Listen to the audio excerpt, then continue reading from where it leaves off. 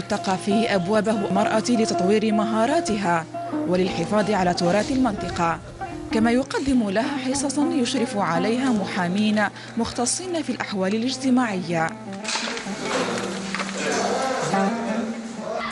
الصناعة التقليدية تمثل المهارات تاعنا هنايا، وكذلك تمثل تراثنا الثقافي، وتمثل أيضا التنمية المحلية المتطورة. وكذلك كل سبت عندنا حصص بالنسبة للمرأة. الحصص هادو يكونوا مثلا يجينا طالب يدير لنا دروس على العقيدة، يدير لنا دروس على دروس دينية، وكذلك يجي مثلا محامية تجي دير لنا درس على قانون مثلا الأسرة، على المشاكل كيف نحلوها اكسيتيرا. صناعة السبحة هي حرفة لا يزال أهل المنطقة يحافظون عليها، فبدقة وإتقان أبدع هذا الحرفي في صناعتها. نماذج كثيرة التي كنا نستوردها من الحجاز ومن تونس، أصبحنا اليوم نبعث للسعودية ونبعث لأفريقيا ونبعث لتونس، ولله الحمد وعاد متوفرة في البلاد هنا. فضاء الصحة هو فضاء جاء لغرس الثقافة الصحية لدى المجتمع من خلال الأيام والتظاهرات الوطنية والدولية التي يحييها المركز، بالإضافة إلى حملات التبرع بالدم والختان. المركز الثقافي بقمار كما في التماثيل يخلق أو موجود فيه فضاء واسع وكبير للصحة والثقافة الصحية والتربية الصحية. يحتضن المركز جمعية بسمة براءة للتخلف الذهني والتوحد لدى الأطفال، يشرف عليها أساتذة ومختصين من أجل إدماج هؤلاء الشريحة في المجتمع وتأهيلهم للدراسة.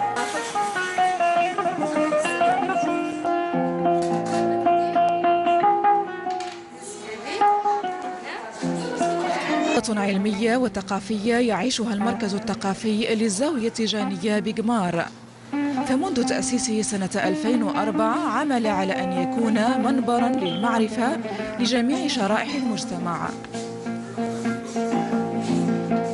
المجمع مرتكز على عدة فضاءات. كاين أول فضاء هو التعليم المتواصل. التعليم المتواصل يشمل من الروضة، المدرسة القرآنية والمكتبة. عندنا نشاطات عدة من مختلف الجمعيات الولائية، مفتوح مجانا لكل من يريد أن ينشط. ولأن المركز الثقافي بقمار مصدر إشعاع ديني وثقافي، فهو كذلك قبلة للسواح الأجانب. يعني هنا أنا نترجم لهم أنه الإنسان هنا يقرأ منهاج الحياة، لأنه واش منهاج القرآن راه موش قرآن تقرأه خلاص، القرآن راه منهاج الحياة.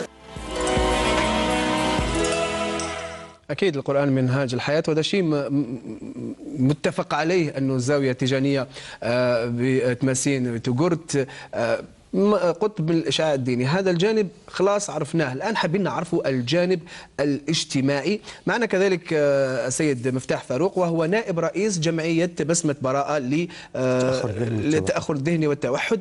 الآن أنتم في إطار هذا في الزاوية تنشطوا من خلال الجانب الاجتماعي، وهذا فيه خير كبير للناس اللي محتاجين هذا الشيء، اللي هم المصابين بالتأخر الذهني والتوحد. كيفاش يكون نشاطكم داخل في بين جدران والمركز الثقافي لقمار؟ نشاطكم كيفاش يكون؟ عموما كجمعية نشاط مثل النشاطات الجمعية التي تعمل في هذا المجال على المستوى العالمي.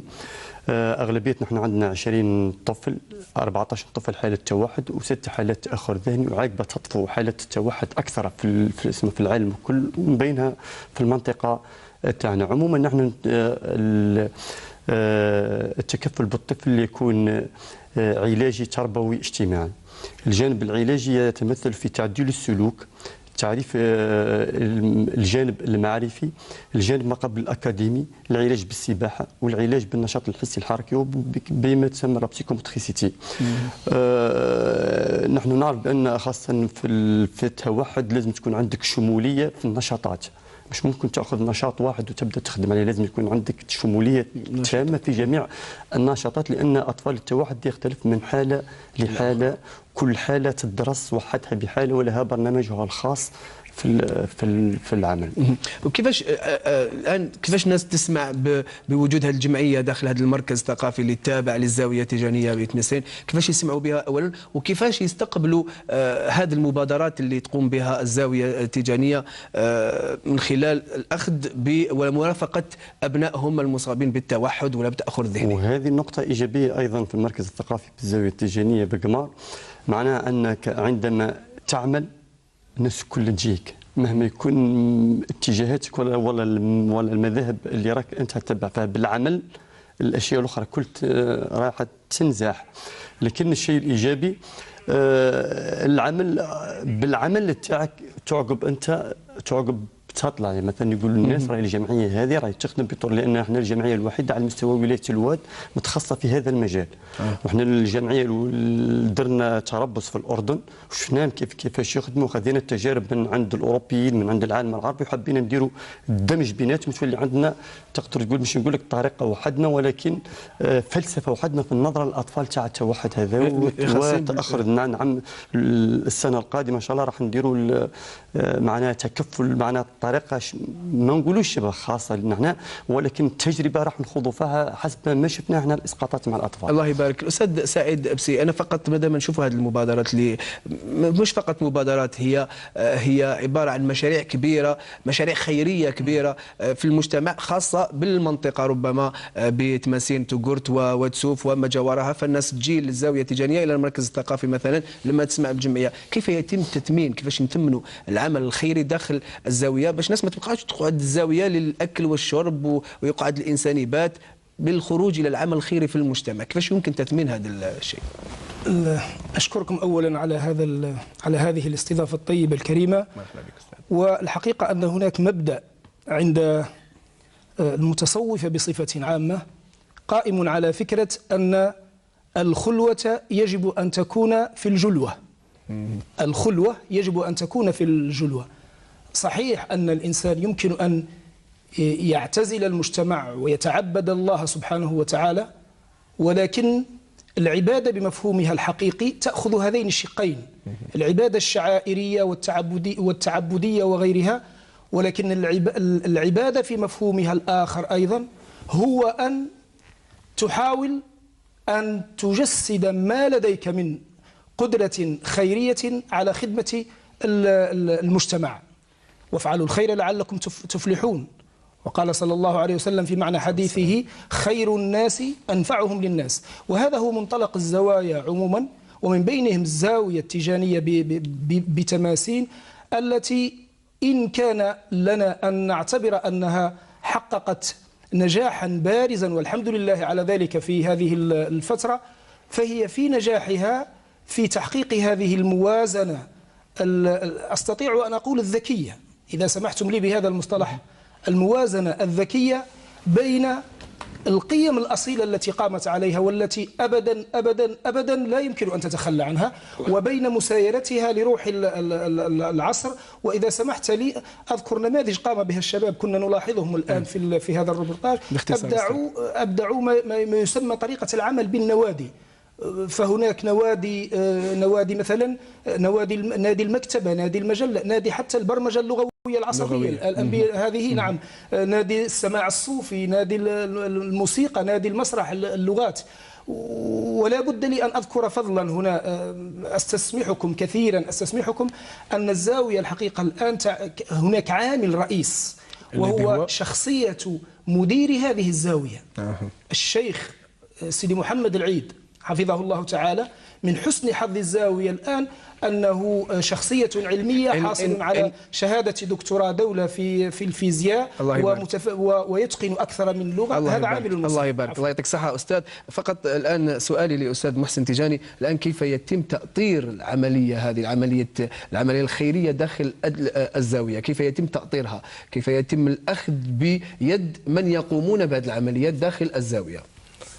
والله مثل ما تفضل الأستاذ بشيء يعود الفضل إلى شيخ الطريقة الحالي، وهو أستاذ جامعي متخرج من قسم الفيزياء الصلبة والنووية، وكان أستاذا في جامعة قسنطينة، وكان رئيس قسم. يعني الخير هو تلقائي بالنسبة للزاوية التيجانية. يعني لا نستطيع أن نتكلم على مؤسسة رسمية مثل ما يعرف الآن في الإدارة أن يكون هناك مدير ونائب مدير ونطق رسمي يعني، ولكن في الزاوية العمل هو تلقائي. ومثل ما قال الأستاذ فاروق، يعني عندما تعمل الناس تأتي إليك، والزاوية التيجانية هي فضاء مفتوح ليس للتيجانيين، فهي لا تسأل عنك من كنت، فإن كنت أخا في الطريق مرحبا بك، وإن كنت أخا في الدين مرحبا بك، وإن كنت تختلف معه كذلك في العقيدة فأنت شريك له مع شيئين أساسيين، هي العبودية لله وهي الانتماء للمجتمع الإنساني الواسع. فيتم تأطير هذا النشاط العلمي والتنويري من خلال مجموعة كبيرة هي آلاف وليست مئات من الشباب المتطور المتخصص في اللغات الذي يختلف في هذا من الجانب العلمي، هذا الشيء طبعا معروف. وبالنسبة لرجال الزاوية يعني معناها العمل الاجتماعي الخيري من خلال العملية التضامنية. نعم سوف آتي إلى هذه الإجابة. هذا في الجانب العلمي. أما في الجانب الاجتماعي فهو الخط الافتتاحي ليديتوريال تاع الزاوية منذ 1805 منذ تأسيسها، فهو تلقائي. يعني شيوخ الزاوية لها أملاكها ولها تعتمد على نفسها إلى حد كبير، يعني في تمويل ذاتها وفي خدمة هذه المشاريع. يعني ما كانش ناس يعني من خارج الزاوية يحبوا يعاونوا دعم للفعل الخير. انتقل الآن إلى النقطة الثانية من الشعار الذي تقوم عليه الطريقة التيجانية. تحدثنا قبل قلنا العلم، الآن نأتي إلى العمل. فالصوفي مثل ما قال الدكتور ياسين بن عبيد هو ليس ذلك الذي يستكين ويمد يده إلى الآخر، فحتى أن تكون صوفيا حقيقيا يجب أن تعتمد على نفسك. وشيخ الزاوية التيجانية بتماثيل الأول ست الحاج عليه التماثيل عندما توفي ترك 14,000 شجرة دقلة نور. يعني والآن الزاوية هي في استثمارات فلاحية ولها هذا الشيء اللي حنشوفوه فيما بعد ولها معناها ممتلكات تعتمد عليها نفسها، والخير يأتي أيضا من أبناء الزاوية ومن مديريها، والخير يأتي أيضا كذلك حتى من الدولة الجزائرية وفخامة الرئيس مشكورا على دعمه، لا أقول للزاوية التيجانية فقط بل إلى كل المشاريع الخيرية التي نراها. الله يبارك أستاذ، بارك الله فيك. الآن راح نشوفوا هذا الموضوع كذلك حول مركز ثقافي آخر، هذه المرة بالمقرن وحاسي خليفة ورقيبة قامت به زميلتنا ياسمين جغادر. راح نعرفوا كذلك ما تقوم به الزاوية من خلال العمل التضامني الاجتماعي الثقافي في هذه المراكز. نشوفوا ونعودوا نوليو، ما تروحوش بعيد.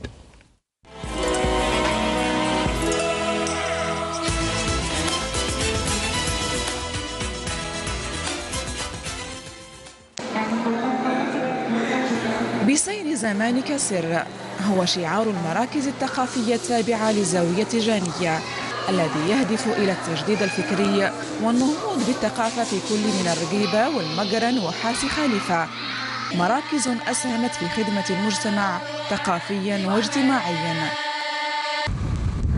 المركز الثقافي بالمقرن هو واحد من المراكز يفتح أبوابه للمريدين على النشاطات الثقافية وتقديم الحلول للمشاكل الاجتماعية. تأسست هذه الزاوية بشقيها العلمي والديني الاجتماعي سنة 1997. هذه الزاوية فيها جانبين، الجانب الأول كما شاهدتم في التصوير الجانب العلمي والثقافي الذي يهتم طبعا بالنشاطات الثقافية كمحو الأمية، طبعا نشاط جمعية المنار الثقافية بالزاوية.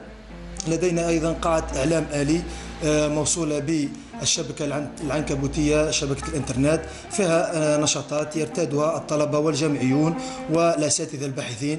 أما الجانب الاجتماعي والديني كما شاهدتم فهو طبعا تمارس فيه كل الشعائر الدينية للطريقة التيجانية، الصلاة والذكر والعبادة، بالإضافة إلى إقامة عقود الزواج وإبرام معاهدة الصلح بين العروش وأطراف إن صح التعبير المتزوجين أيضا في حالة وجود أو تعسر الحلول، سواء حتى عند في الجانب الإداري في المحاكم وما إلى ذلك عن طريق المشائخ والمقاديم. المركز الثقافي بحاس خليفة تختلف أنشطته باختلاف مجالاتها. يحتوي المركز على أفواج مقسمة على أنشطة، فهناك فوج لتحفيظ القرآن الكريم وورشة للخياطة للمرأة الماكثة بالبيت، بالإضافة إلى فوج للتواصل الكشفي الذي يعنى بالشباب والناشئة والجمعية الرياضية. بالنسبة لنشاطات هذا المجمع تختلف بمختلف المجالات. هناك روضة للناشئة والأطفال وللعلم في هذه السنة فإنها في الدفعة السابعة، وهناك فوج لتعليم القرآن الكريم للذكور للصبية الأطفال، وهناك فوج لتحفيظ القرآن الكريم للنساء، هناك ورشة للخياطة للمرأة الماكثة بالبيت وهي تابعة للتكوين المهني مركز التكوين المهني والتنمية بحاس خليفة، وهناك فوج التواصل الكشفي كذلك هو فوج معتمد يعنى بالشباب وبالناشئة، وهناك الجمعية الرياضية لأسود الهمايسة تهتم بالجانب الرياضي. إذن هذا المركز الثقافي اللي شفناه بالمقرن وحاسي خليفة ورقيبة كاين تطوير مجالات عمل المرأة الماكثة في البيت باش تصبح مرأة إنسان منتج، تعليمهم في المجال الاجتماعي والعمل والرياضة وكل شابه، هذه كلها تدخل في إطار العمل الاجتماعي التضامني مع الآخر. قبل ما نعود نولي لك أستاذ محسن نروح الأستاذ بن عبيد. الآن فكرة العمل الاجتماعي حتى إذا قال الأستاذ محسن وكما قلت كامل أنه ما فيش في الجمعية مناصب ومدير ونائب مدير، والجمعية تسأل من أنت إذا حبيت تخدم مرحبا بك. هل من هذه الناحية الفكرة التفعيل العمل الخيري يعني باش ما نقولوش يبقى في عمل عشوائي أرواح ودير الخير، كاين أطر تسير العمل الخيري داخل الزاوية التيجانية، كيفاش يمكن تأطير العمل الخيري باش ما يكونش عشوائي؟ ويبدو لي أن الأمر يجب أن ينطلق من رؤية، وأنا سعيد أن ألحظ وأن ألفت إلى أن ممارسة التصوف اليوم سواء في الدائرة التيجانية أو في غير الدائرة التيجانية التفتت إلى مسألة الانطلاق من الرؤية ورصد صورة تواطئ حقيقة ما عليه التصوف، وهو الممارسة المنظمة، وهو الممارسة الممنهجة، وهو الاتزان في الجمع أحيانا بين المتناقضات، لأن الحياة فيها مطالب وفيها أشياء كثيرة لا يتفق بعضها مع بعض.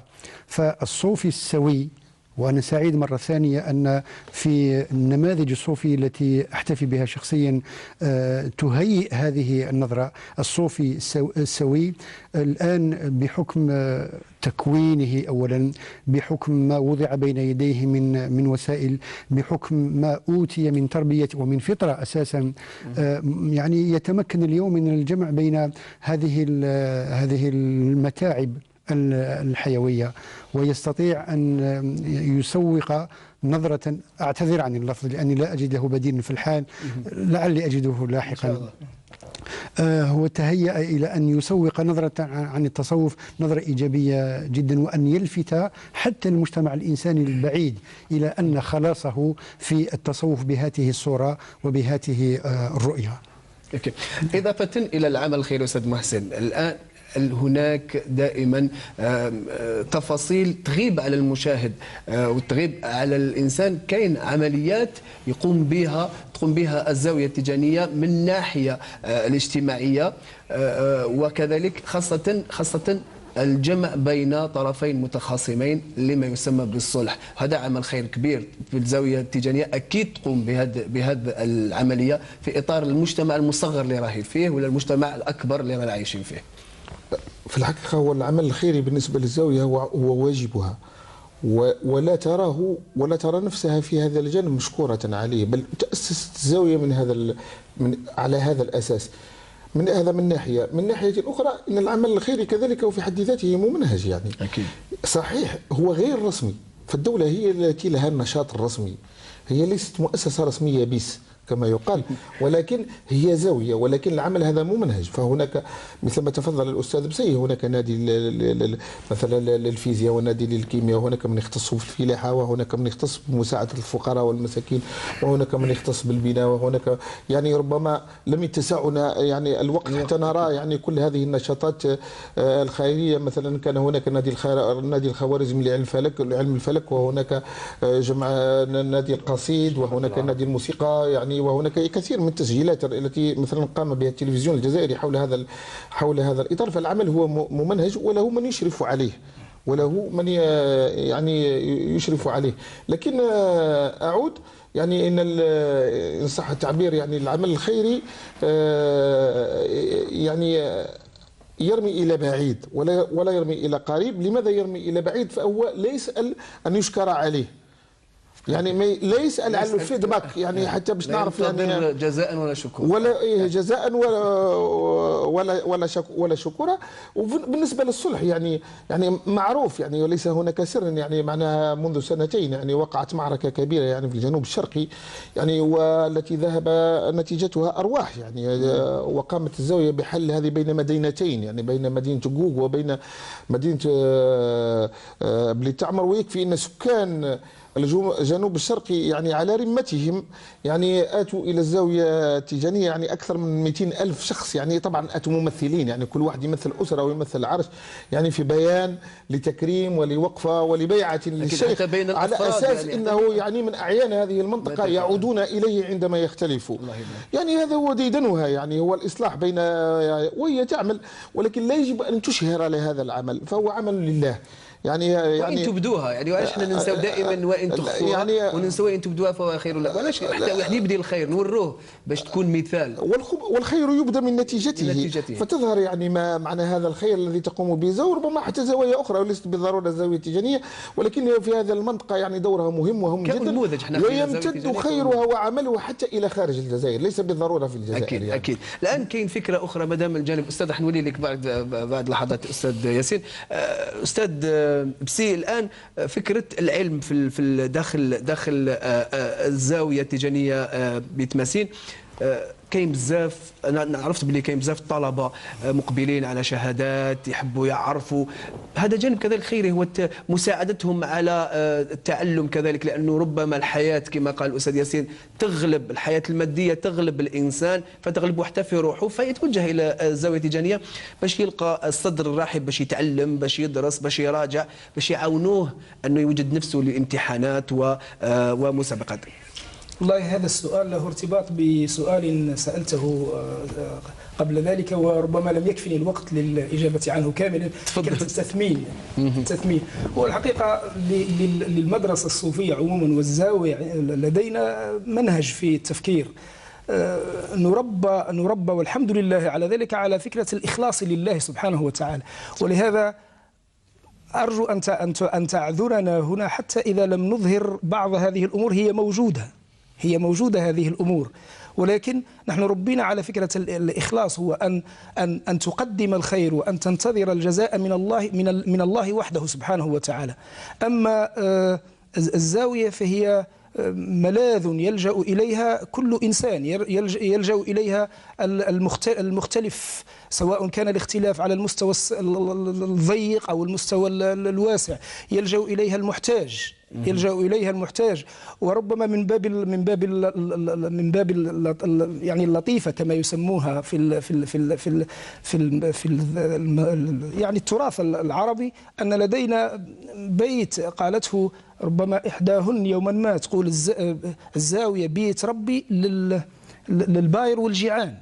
يعني يلجأ إليها المحتاج، يلجأ إليها المتعلم، وهذه الأمور موجودة، ولكن ربما إخفاء هذه الأمور يجعلها خالصة لله خالصة لله سبحانه وتعالى. أستاذ محسن، حبيت تقول حاجة باختصار؟ يعني في الجانب العلمي ربما من حيث المعلومة الإعلامية لا غير يعني، فهو فناء في حب الله، وخدمة لله، ولكن يعني ربما من الجانب حتى يعرف القارئ يعني ويعرف المشاهد ويعرف المتفرج يعني هذا الدور العلمي. للزاوية التيجانية بتمثل هناك مجمعين أساسيين. الأول يحتوي على مكتبة فيها حوالي 40,000 عنوان. C'est une bibliothèque répartie selon la répartition universelle décimale، يعني حسب التقسيم العشري، فتجد كتاب الطب وتجد كتاب الفيزياء وتجد كتاب التصوف وتجد كتاب الرياضيات وكتاب المرأة وكتاب الطبخ يعني وغيرها. ومكتبة قمار يعني حوالي 30,000 عنوان. رقيبة يعني هو مجمع ثقافي لا يزال في طور البناء، ومع ذلك إنه قد انطلق. حسي خليفة، المقرن، مدينة الواد، الجزائر، بسكرة، كثير من المراكز الثقافية التي تتبع الزاوية التيجانية يعني هي تقدم خدماتها أولا للقراء، وخاصة زاوية الواد يعني مكتب زاوية قمار يعني بحيث ان معناها طلبة جامعة الواد فهي قريبة منها، يأتون اليها كل سبت يعني للدراسة، يعني لاصحاب المذكرات، ليسانس، الماجستير، الدكتوراه. وكذلك بالنسبة للزاوية التيجانية بتمازين يأتي اليها الطلبة ويأتي اليها المثقف ويأتي اليها القارئ ويأتي اليها هذه معناها الزاوية هذه الخبراء والباحثين حتى من الخارج. ربما حتى يا استاذ حتى الناس غير مثقفين اكتساب حرفة ومهنة هذه كذلك موجودة عندكم؟ الاكتساب حرفة ومهنة مثلا، رأيتم الصناعة التقليدية في قمار، وهناك مثلا جمعية التي هي جمعية شمس. بالمناسبة الزاوية تفتح قلبها للمجتمع المدني، فهي تحتويه وترحب به يعني خاصة الجمعيات اللي ما عندهاش مكان. ولكن جمعية شمس هي تابعة للزاوية التيجانية يعني للصناعة التقليدية، تحصلت على الجائزة الأولى منذ 3 سنوات في لشانزليزيه في الصناعة التقليدية. فيعني هذا النوع من الجمعيات خاصة جمعية شمس وجمعية الصناعة التقليدية أولا تعلم الفتاة أو تعلم المرأة حرفة. ثانيا تبحث معها على عالم الجمال، يعني من بين الذين يؤطرونها مثلا بعض الفنانين العالميين مثل الفنان الجزائري رشيد قريشي، الرسام الجزائري، هو ابن الزاوية التيجانية يعني مثلا مع بعض الفنانين العالميين مثلا ربما ليس من باب الإشهار مثلا يعني، ولكن من آسيا، من أوروبا، من أستراليا، من غيرها، هم يتعاملون معنا مع يعني لصناعة الزربية وصناعة هذا دليل على في الزاوية على العالم طبعا يعني تتعلم حرفة، تتعلم وتبحر في، لأن عندما نتحدث عن الدين وعن القرآن هذا عالم الجلال أكيد. فأنت في هذا الجانب تدخل في عالم الجمال. يعني أولا يتعلم حرفة ويترك مكانه لآخر حتى يتعلم حرفة. يعطيك الصحة أستاذ تيجاني. الآن نروح نشوفوا آخر روبورتاج لأنه ما بقناش بزاف الوقت، هو روبورتاج الزاوية التيجانية. وكما قال الأستاذ محسن مقبل كاين عدد، شحال عدد النخلات اللي كاين، شحال من نخلة قلت لي مقبل؟ يعني عندما يعني عام 1800 يعني بعد وفاة سيد الحاج علي التماسيني كان 14,000 نخلة، الآن هو أكثر يعني أكثر من 14,000 نخلة. أكثر. الله يبارك. المجال الفلاحي في الزاوية التيجانية بتماسين بتوغورت. نشوفوا هذا الروبورتاج من إنجاز زميلنا منير معمري ونعودوا اليوم. بقوا معنا.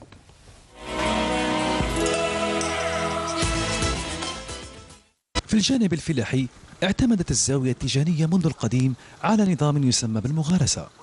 هو نظام يعتمد على التكافل الاجتماعي، أين تقوم المناصفة في توزيع ربع التمور والأرض بناء عن خدمات يقدمها الشخص لصاحب الأرض، وهي الطريقة التي عمرت بها المدينة في الجانب الزراعي. دارت اسمها النخيل لأجل تموين المشاريع نتاعها واسمها والناس اللي يخدموا فيها في الزاوية، وكان مشوار عباد وترزق منها ثاني الخدامة لأن كثير.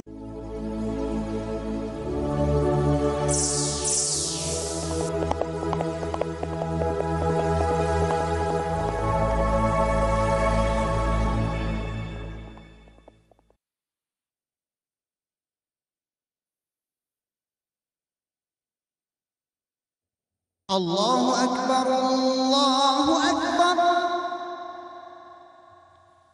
أشهد أن لا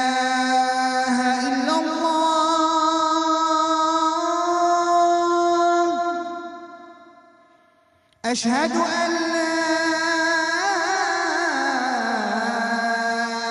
إله إلا الله، أشهد أن محمدًا رسول الله.